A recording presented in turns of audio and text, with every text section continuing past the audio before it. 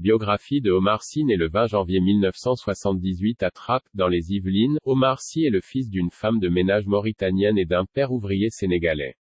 Il grandit dans le quartier de Trappes avec ses amis Djamel Debbouze et Nicolas Anelka. À 17 ans, il travaille chez Radio Nova aux côtés du même Djamel Debbouze, de Fred Testo, de Vincent de Sagna et de Michael Youn. Un mois avant de passer son bac, invité au Festival de Cannes pour le cinéma de Djamel, auquel il participe déjà avec Fred Testo, il décide de tout plaquer. Canal+ lui confie une émission, en duo avec Fred Testo, intitulée El Visiophone. Paris gagné. L'émission rencontre son public et les deux compères poursuivent leurs sketchs sur petit écran et les spectacles. Je ne fais pas mon âge, service après-vente des émissions, Omar et Fred, le spectacle. En 1997, il fait sa première apparition dans le film Glastonbury, The Movie. Il enchaîne ensuite les rôles dans des comédies françaises humoristiques décalées comme La Tour Montparnasse infernale de Charles Némé, 2000, La Beuse, de François de Sagna et Thomas Soriot aux côtés de Michael Youn, 2003, ou encore Safari de Olivier Barou, 2009. En 2003, il s'essaie même à la chanson aux côtés de Dieudonné et du collectif rap du Sayan Supacrou pour la réalisation d'un album contre le racisme, intitulé Stop à l'affront. En 2005, le service après-vente des émissions du duo Omar et Fred est adapté par Canal+ pour la télévision.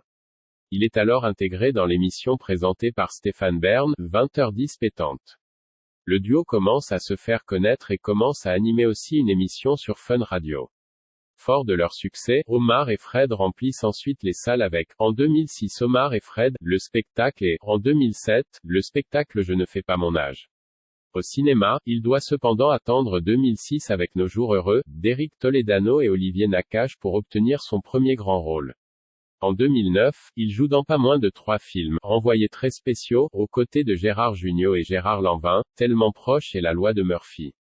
La même année, il prête sa voix, un exercice qu'il affectionne, pour le doublage de Volt, Star malgré lui, Lascar ou encore Allez raconte. L'année suivante, occasion de retrouver son acolyte Fred Testo.